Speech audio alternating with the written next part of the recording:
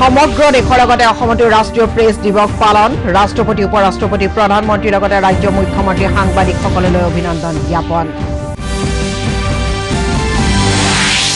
কৰোনাৰ আৰোগ্য হাৰ বৃদ্ধি অসমত সংক্ৰমণৰ সংখ্যা দ্ৰুত গতিৰে হ্ৰাস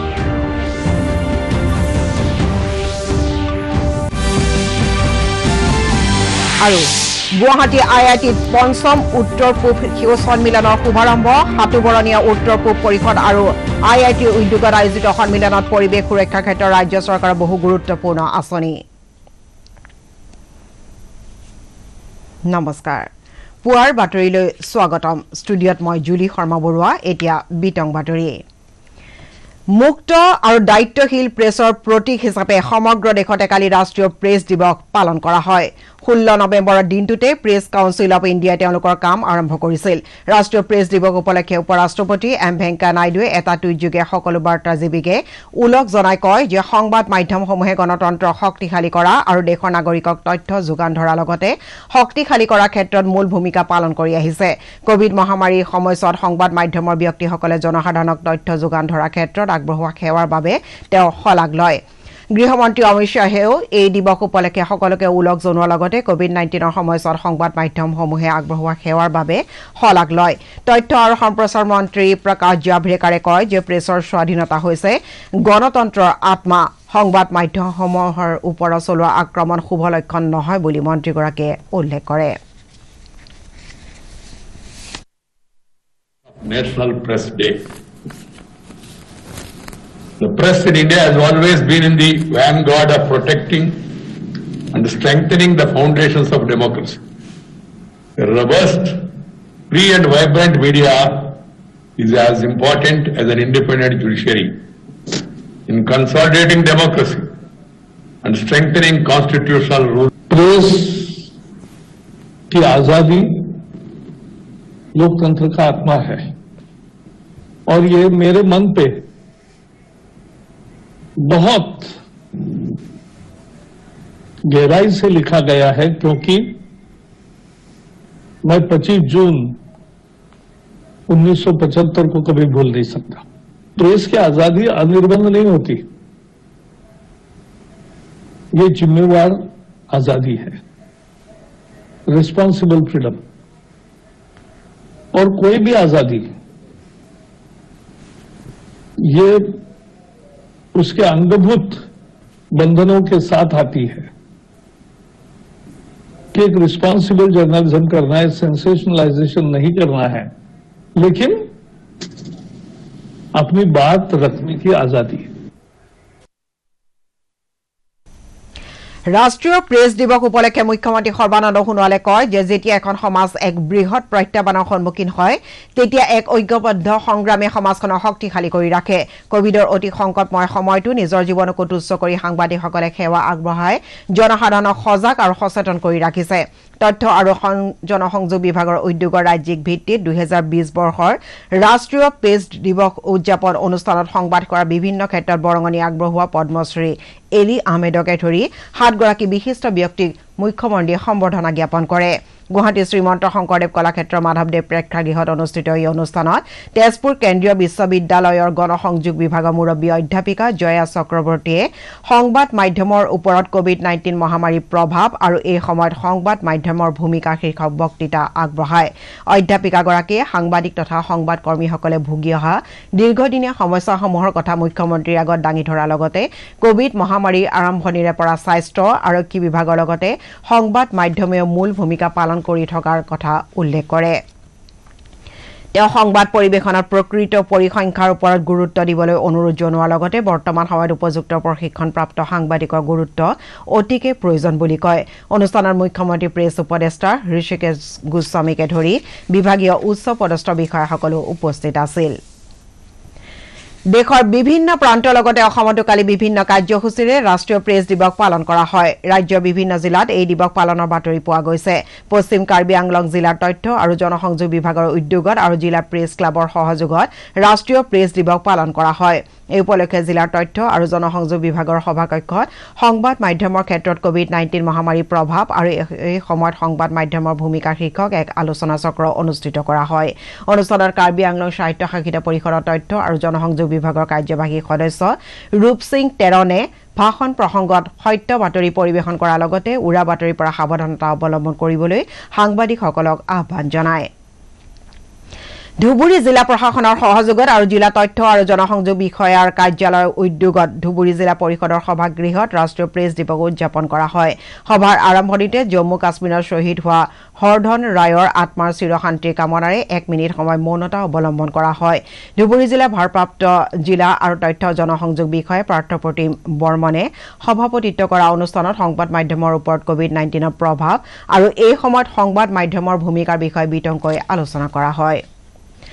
চৰাইদেউ জিলাৰ সদৰ সোণাৰীত জিলা প্ৰশাসনৰ উদ্যোগত তথ্য আৰু জনসংযোগ বিভাগ আৰু জিলাখনৰ সাংবাদিকসকলৰ সহযোগত কালি ৰাষ্ট্ৰীয় প্ৰেছ দিৱস উদযাপন কৰা হয় জিলাখনৰ উপায়ুক্ত কাৰ্যালয়ৰ সভাকক্ষত দিনজোৰা কাৰ্যসূচীৰে অনুষ্ঠিত হোৱা কাৰ্যসূচীৰ লগত সংগতি ৰাখি সাংবাদিকসকলৰ ওপৰত কোভিড-19 মহামাৰীৰ প্ৰভাৱ আৰু এই সময়ত সাংবাদিকসকলৰ ভূমিকা শীৰ্ষক এক আলোচনা চক্ৰ অনুষ্ঠিত হয়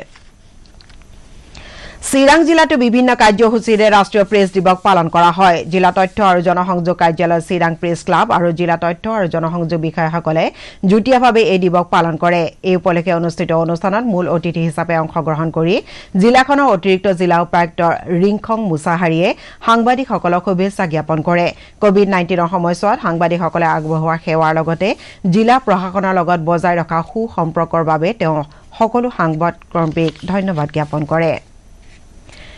এক হুকাকুল পৰিৱেশত কালি শ্বহীদ হৰধন চন্দ্ৰ ৰায়ক তেওঁৰ পৰিয়াল আৰু গাঁৱৰ ৰাইজে শেষ বিদায় জনায় যোৱা 13 নৱেম্বৰৰ দিনা জম্মু আৰু কাশ্মীৰৰ উৰি আৰু গুৰেজ ছেক্টৰত পাকিস্তানে চলোৱা আক্ৰমণত ভাৰতীয় সেনাৰ 51 আৰ্টিলাৰী ৰেজিমেণ্টত হাবিলদাৰ ৰূপে কৰ্মৰত এই সেনাগৰাকীৰ মৃত্যু হৈছিল তেওঁৰ নশ্বৰ দেহ গুৱাহাটীৰ বৰঝাৰ বিমানবন্দৰলৈ বিমানযোগে অনাৰ পিছত কালি পুৱা ধুবুৰী জিলাৰ বিলাসীপাৰা মহকুমাৰ ফুটকিবাৰী মেধিপাৰালৈ অনা হয় কিছু সময়ৰ বাবে পৰিয়ালৰ লোকৰ অন্তিম দৰ্শন তথা ধৰ্মীয় আনুষ্ঠানিকতা সম্পন্ন কৰাৰ পিছত ভাৰতীয় সেনাৰ এটি দলে বিশেষ মৰ্যাদাৰে শ্বহীদগৰাকীৰ দেহ ৰাজহুৱা শ্মশানলৈ আনে শ্মশানত বিজেপি অগপ কংগ্ৰেছকে ধৰি বিভিন্ন ৰাজনৈতিক দল আৰু সংগঠনে শ্বহীদগৰাকীৰ প্ৰতি শেষ শ্ৰদ্ধা জ্ঞাপন কৰে ভাৰতীয় সেনাই জনোৱা অভিবাদনৰ পিছত সম্পূৰ্ণ ৰাষ্ট্ৰীয় মৰ্যাদাৰে শ্বহীদগৰাকীৰ শেষকৃত্য সম্পন্ন কৰা হয় শেষকৃত্য অনুষ্ঠানত বিজেপি ৰাজ্যিক সভাপতি ৰঞ্জিত কুমাৰ দাস অসম চৰকাৰৰ সমাজ কল্যাণ বিভাগৰ মন্ত্ৰী প্ৰমীলা ৰাণী ব্ৰহ্ম খাদ্য আৰু সামৰিক যোগান বিভাগৰ মন্ত্ৰী ফণীভূষণ চৌধুৰীকে ধৰি জিলা প্ৰশাসন তথা সেনাৰ উচ্চপদস্থ বিষয়াসকল উপস্থিত আছিল এতিয়া খন্তেক বিৰতি পিছত আছে আৰু অধিক বাতৰি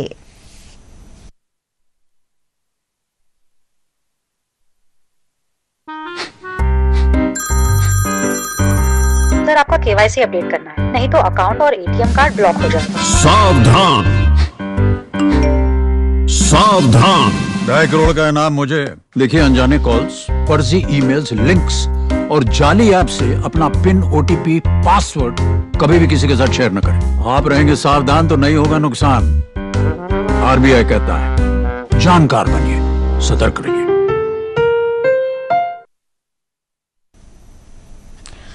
অসমত কোভিডৰ পৰা আৰোগ্যৰ হাৰ 97.90% বৃদ্ধি পাইছে স্বাস্থ্যমন্ত্ৰী ডক্টৰ হিমন্ত বিশ্ব শৰ্মাই টুইটযোগে সদৰি কৰা অনুসৰি কালি দিনটো 405 গৰাকী লোক সুস্থ হৈ উঠাত ৰাজ্যখনৰ আৰোগ্য হোৱা লোকৰ সংখ্যা 2,06,041 লৈ বৃদ্ধি পাইছে কালি দিনটোত 19,372 গৰাকী লোকৰ নমুনা পৰীক্ষা কৰাৰ পাছত 186 গৰাকী লোকৰ দেহত নতুনকৈ কৰোনা সংক্ৰমণ ধৰা পৰে ইয়াৰ ভিতৰত কামৰূপ মহানগৰৰ 37 গৰাকী লোক আছে ইয়াকে লৈ ৰাজ্যত মুঠ আক্ৰান্তৰ সংখ্যা 2,10,454 বৃদ্ধি পাইছে ৰাজ্যত 3,446 গৰাকী ৰোগী সম্প্ৰতি চিকিৎসাধীন হৈ আছে কালি ডিমা হাছাও জিলাত এগৰাকী ৰোগীৰ মৃত্যু হোৱাৰ পাছত এতিয়ালৈকে ৰাজ্যত এই ৰোগত মৃত্যু হোৱা লোকৰ সংখ্যা হৈছে গৈ 964 ৰাজ্যত মৃত্যুৰ হাৰ হৈছে 0.45% দেশত কোভিডৰ পৰা আৰোগ্যৰ হাৰ 93.27% লৈ বৃদ্ধি পাইছে কেন্দ্ৰীয় স্বাস্থ্য মন্ত্ৰালয়ে প্ৰকাশ কৰা তথ্য অনুসৰি শেহতীয়াকৈ 43,000তকৈ অধিক কোভিড আক্ৰান্ত ৰোগী সুস্থ হৈ উঠিছে আৰু ইয়াকে লৈ দেশত আৰোগ্য হোৱা ৰোগীৰ সংখ্যা 82,59,000 ৪৯,০০০ হৈছেগৈ এতিয়ালৈকে দেশত কৰোনা আক্ৰান্ত ৰোগীৰ সংখ্যা ৮৮,৪৫,০০০লৈ বৃদ্ধি পাইছে আনহাতে দেশত এই পৰ্যন্ত ১,৩০,০৭০ জন কোভিড ৰোগীৰ মৃত্যু হৈছে কালি দিনটোত ৮,৬১,০০০ নমুনা পৰীক্ষা কৰা হৈছে বুলি ভাৰতীয় চিকিৎসা গৱেষণা পৰিষদৰ তথ্যত প্ৰকাশ সমগ্ৰ বিশ্বতে কোভিড মহামাৰী সংক্ৰমণৰ ধাৰা অব্যাহত আছে এতিয়ালৈকে এই ৰোগৰ পৰা আৰোগ্য লাভ কৰা লোকৰ সংখ্যা হৈছে ৩,৮৪,৫১৯ আনহাতে আক্ৰান্তৰ সংখ্যা হৈছেগৈ ৫,৫৩,৪৪,৬৬০ এতিয়ালৈকে পোৱা তথ্যমতে মৃত্যুৰ সংখ্যা হৈছে ১৩,৩২,০৮০ আমেৰিকা যুক্তৰাষ্ট্ৰত ১,১৫,৩৮,০৫৭ গৰাকী লোক এই ৰোগত আক্ৰান্ত হোৱাৰ বিপৰীতে ৭,১৯,৩০৪ গৰাকী লোক এতিয়ালৈকে সুস্থ হৈ উঠিছে ২,৫২,৬৫১ গৰাকী ৰোগীৰ এই ৰোগত মৃত্যু হৈছে আনহাতে ব্ৰাজিলত ৫৪,৭৪,০৪০ গৰাকী লোক কৰোনাত আক্ৰান্ত হৈছে ইয়াৰ ভিতৰত ৫৩,২২,৪০৬ গৰাকী সুস্থ হৈ উঠাৰ বিপৰীতে ১,৬৬,৭৬০ গৰাকী লোকৰ মৃত্যু হৈছে আলিগড় মুছলিম ইউনিভাৰ্চিটিত ২৫০ গৰাকী লোকে কোভিড ভেকচিনৰ পৰীক্ষাৰ বাবে নাম পঞ্জীয়ন কৰাইছে ভাৰতীয় চিকিৎসা গৱেষণা পৰিষদৰ নীতি নিৰ্দেশনা অনুসৰি এই আবেদনসমূহ পৰীক্ষা কৰা হ'ব মুখ্য অনুসন্ধানকাৰী বিষয়া অধ্যাপক মহম্মদ শামীমৰ মতে সকলো আবেদন ভাৰতীয় চিকিৎসা গৱেষণা পৰিষদৰ নীতি নিৰ্দেশ মতে পৰীক্ষা কৰা হ'ব আৰু কোভাক্সিনৰ পৰীক্ষাৰ বাবে লিখিত অনুমতি প্ৰদান কৰিব লাগিব ভাৰত বায়োটেকৰ পৰা সমল ব্যক্তি আলিগড় মুছলিম ইউনিভাৰ্চিটিলৈ আহি ভেকচিনৰ পৰীক্ষাৰ বাবে কৰ্মচাৰীসকলক প্ৰশিক্ষণ দিব वैक्सीन कैंडिडेट्स हैं उसमें से थोड़े से क्लिनिकल ट्रायल्स में एडवांस स्टेजेस में पहुंच गए हैं 3-4 हमारे भारत के हैं उसमें और उसमें से भी 2 तो थर्ड फेज में पहुंच गए हैं और उस सबके आधार पर हमें उम्मीद है कि जैसे नया साल शुरू होगा 2021 तो पहले महीने में नहीं तो दूसरे महीने में हमारे को निश्चित रूप से वैक्सीन এতিয়া পুনৰ খন্তেক বিৰতি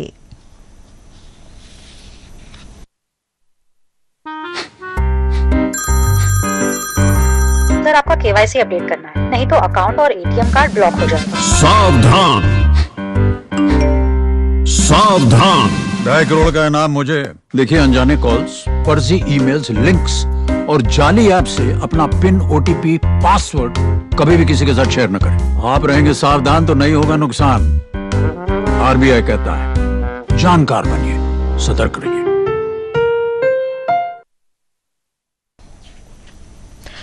মুখ্যমন্ত্ৰী সৰ্বানন্দ সোণোৱালে কালি আইআইটি গুৱাহাটীত পঞ্চম উত্তৰ পূব সেউজ সন্মিলনৰ শুভাৰম্ভ কৰে ভিপগড় উত্তৰ পূব পৰিষদ আৰু আইআইটি উদ্যোগত আয়োজিত এই সন্মিলনখনত উপস্থিত থাকি মুখ্যমন্ত্ৰীয়ে কয় যে পৰিৱেশ সুৰক্ষাৰ ক্ষেত্ৰত ৰাজ্য চৰকাৰে বহু গুৰুত্বপূৰ্ণ আঁচনি হাতত লৈছে সন্মিলনখনত তেওঁ লগতে কয় যে ৰাজ্য চৰকাৰে সমগ্ৰ ৰাজ্যখনত 10 কোটি গছপুলি ৰোৱাৰ সংকল্প গ্ৰহণ কৰিছে আৰু এই পৰ্যন্ত প্ৰায় 8 কোটি গছপুলি ৰোপণ কৰা হৈছে ভাষণ প্ৰসংগত মুখ্যমন্ত্ৰী সোণোৱালে কয় যে পৰিৱেশ আৰু অৰ্থনীতি সুসমন্বিত বিকাশ হলেহে বহনক্ষম উন্নয়ন সম্ভৱপৰ হ'ব এই সন্মিলনত মুখ্যমন্ত্ৰীগৰাকীয়ে প্ৰকল্প ৰূপায়ণ কৰোতা পৰিৱেশ সম্পৰ্কীয় সংস্থা গৱেষক শিক্ষাবিদসকলৰ লগতো মত বিনিময় কৰে সন্মিলনখনৰ খাদ্য সংসাধন বিভাগৰ কেন্দ্ৰীয় ৰাজ্যিক মন্ত্ৰী ৰামেশ্বৰ তেলী ৰাজ্য উদ্যোগ তথা বাণিজ্য মন্ত্ৰী চন্দ্ৰমোহন পাটোৱাৰী মণিপুৰৰ সাংসদ ৰাজকুমাৰ ৰঞ্জন সিং শিলচৰৰ সাংসদ ডক্টৰ ৰাজদীপ ৰয় আইআইটি গুৱাহাটীৰ সঞ্চালক টি.জি. সীতাৰামো উপস্থিত থাকে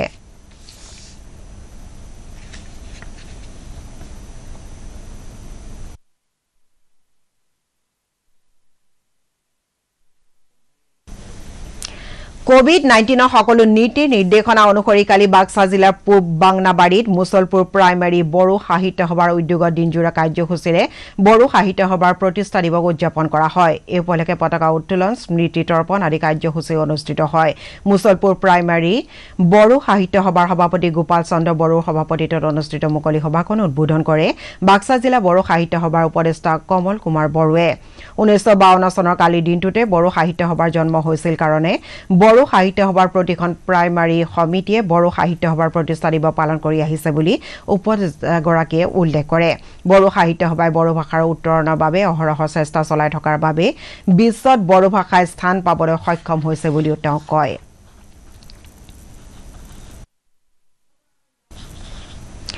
অৰুণাচল প্ৰদেশৰ নামচাইত কালি প্ৰাইজমানি ফুটবল প্ৰতিযোগিতা শুভাৰম্ভ কৰা হয় নামচাই জিলাত অনুষ্ঠিত প্ৰথম কাৰ্যসূচীৰ শুভাৰম্ভ পতাকা উত্তোলন কৰে নামচাই আবুতানি ক্লেন অৰ্গেনাইজেশ্যনৰ সভাপতিয়ে 19 তাৰিখলৈ অনুষ্ঠিত হ'বলগীয়া ফুটবল প্ৰতিযোগিতাখনত 10টা দলে অংশগ্ৰহণ কৰিব এই খেলত প্ৰাইজমানি হিচাপে বিজয়ী দলক প্ৰথম পুৰস্কাৰ 10,000 টকা দ্বিতীয় পুৰস্কাৰ 6,000 আৰু তৃতীয় পুৰস্কাৰ 3,000 টকা দিয়া হ'ব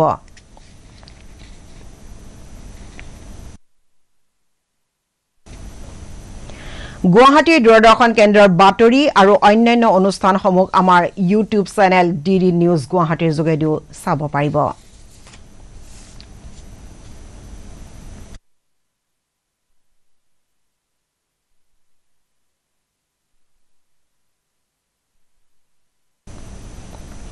বাতৰি শেষ হোৱাৰ আগতে প্ৰধান বাতৰিসমূহ আকৌ এবাৰ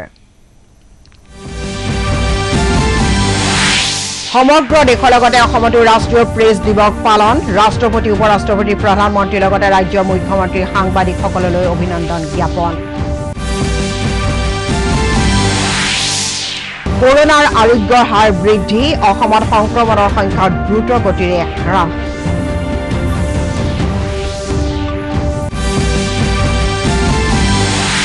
আৰু গুৱাহাটী IITত পঞ্চম উত্তৰ পূব সেউ সন্মিলনৰ শুভাৰম্ভ হাতুবৰণীয়া উত্তৰ পূব পৰিষদ আৰু IITৰ উদ্যোগত আয়োজিত সন্মিলনত পৰিৱেশ সুৰক্ষা ক্ষেত্ৰত ৰাজ্য চৰকাৰৰ বহু গুৰুত্বপূৰ্ণ আঁচনি বাতৰিৰ পৰা বিদায় লোৱাৰ আগে এটা কথা মনত পেলাই দিছো কৰোনাৰ বিৰুদ্ধে যুঁজত জয়ী হ'বলৈ শাৰীৰিক দূৰত্ব বজাই ৰাখক সাবুনেৰে সঘনা হাত ধুই থাকক বা হেণ্ড স্যানিটাইজাৰ ব্যৱহাৰ কৰক আৰু সঠিকভাৱে মাস্ক পিন্ধিবলৈ নাপাহৰিব মাস্ক আপ ইণ্ডিয়া পুৱাৰ বাতৰি ইমানেই পৰৱৰ্তী বাতৰি আবেলি 4 বজাত নমস্কাৰ